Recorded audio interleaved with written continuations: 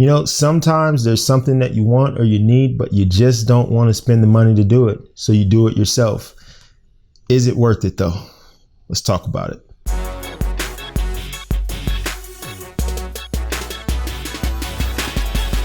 What's up, YouTube? Anthony back with another video. And in this one, I want to just talk about DIY photography equipment. Now, I remember when I first got into the photography game some years ago, I kind of didn't know anything about photography gear, really. I bought a DSLR camera, didn't know anything about it, didn't really even know anything about the basics of photography at that point. And so, it really wasn't in my mind to look up to buy equipment. So I just thought, hey, if there's something that I need and I don't have it, I'll build it myself. And that sounded fantastic because I'm a handyman and I like to build things. So I'm like, okay, this is great. But what I found very quickly was that things often didn't go the way that I thought that they were going to go, and where I thought it was going to be cheap and fast and very efficient, it turned out to not be that at all. So in this video, I just, based off of my experience, just quickly want to talk about the pros and cons of DIY photography equipment and whether or not it's worth it to do it. So let's jump into the pros first. One, obviously it could be cost saving. Some photography equipment can be relatively expensive. Some photography equipment can be way overpriced. V-flats, as nice as those things may be, and as much as YouTubers are pushing them, I just think that's just some of the most overpriced stuff I've ever seen. So there's just some things that you're just like, I'm not going to spend that money for that. I could just build that myself. So there really is a cost savings there for sure. And it also can be fun and creative. If you like to build things, if that's your hobby or, your pastime, it really can be fun to just, go and get all these materials and then come home and figure it all out, put it together. And then once it's done and you look at your finished product, it is rewarding. It is fun. I can definitely say when I was doing my DIY stuff in the beginning, it was fun.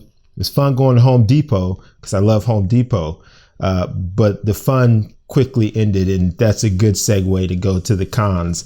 The first one is that it can actually turn out to be way more expensive to DIY than it is to just buy the product. Sometimes, depending upon the company and where the stuff is sourced from, the products can be made cheaply, and so they can be sold somewhat cheaply. So when you're trying to put all the stuff together yourself as one person, that material list can add up. And, you may start out with a small list, but then as you're starting to put it together, that list grows and you've got to go back and you got to get more stuff.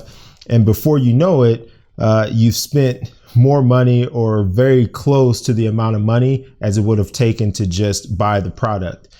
So it definitely can be expensive. It is not always as cheap as you think it's going to be. Even when you think it's going to be, it doesn't always end up that way. Trust me.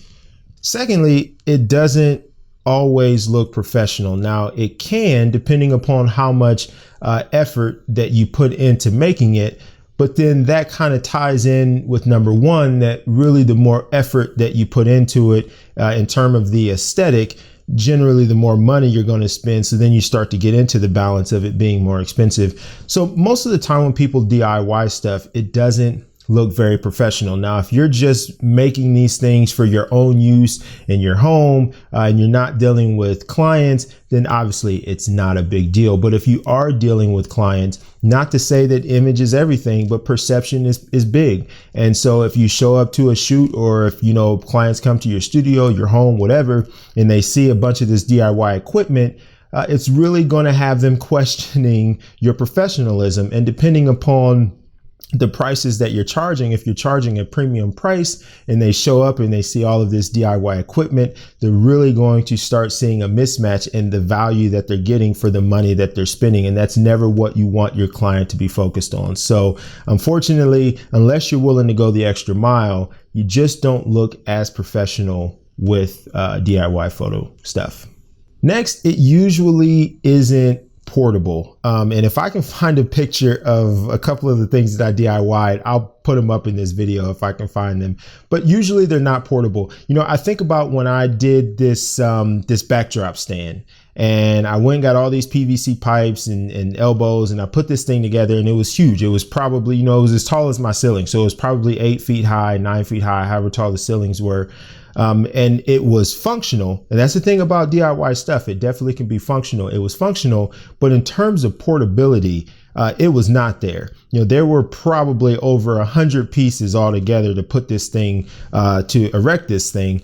And the thought of taking that apart and figuring out how to put that back together on location somewhere was just not practical. And there was just no way that I could transport it, obviously put together. It was just way too big.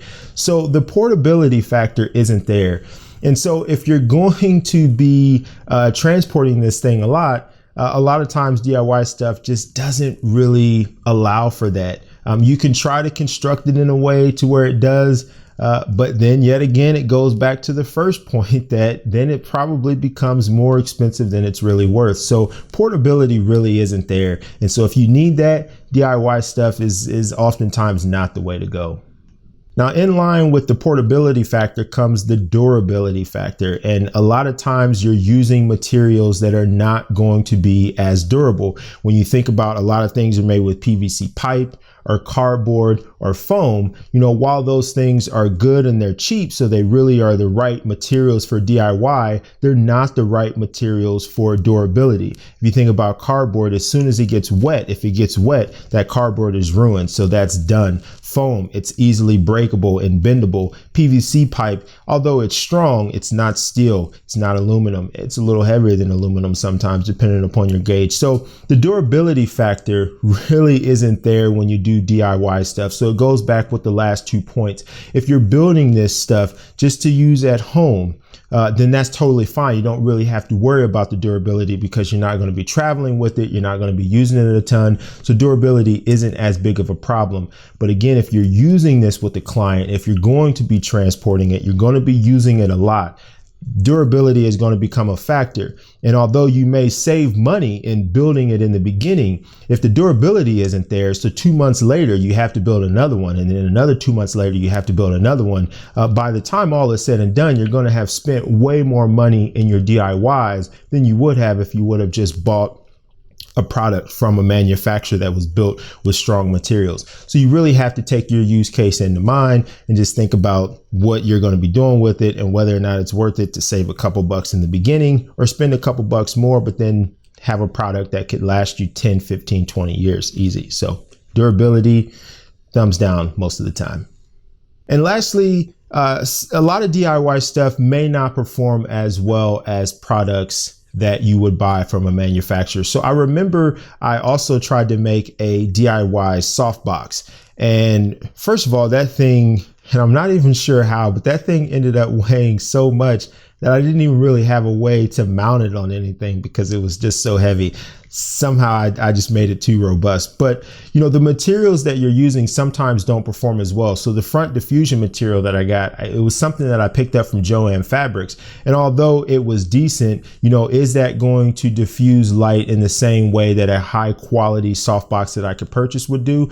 Most likely not. Now, that may not be a problem. I'm not saying that that's, you know, it's going to be noticeable and it's going to be a problem. Not saying that at all, but just pointing out that, you know, the materials that you're using may not perform as well. Sometimes photography gear is designed and built in a way that best benefits photography, whether that's diffusion or reflective properties or whatever the case may be. It's built with a photographer use in mind. And when we DIY stuff and we're just going to Home Depot to pick up things, a lot of times we're using material that was not meant for photography, so it may not perform as well as a product that you could just buy. So that's a con, but you know, it's not a huge deal. So it is what it is. Just wanted to throw that out there.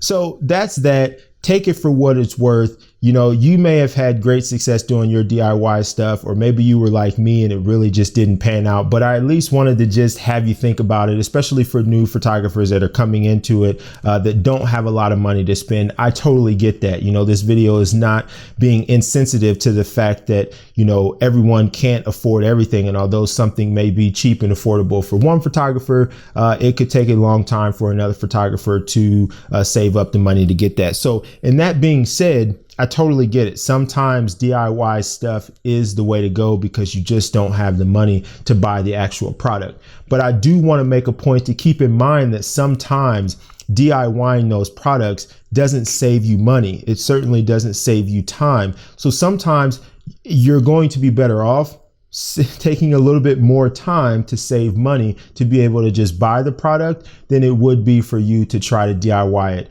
Because the last thing I would want you to do is to try to DIY it. It doesn't work and you've wasted your money, and you could have spent that money on the actual product. So that's just something to think about.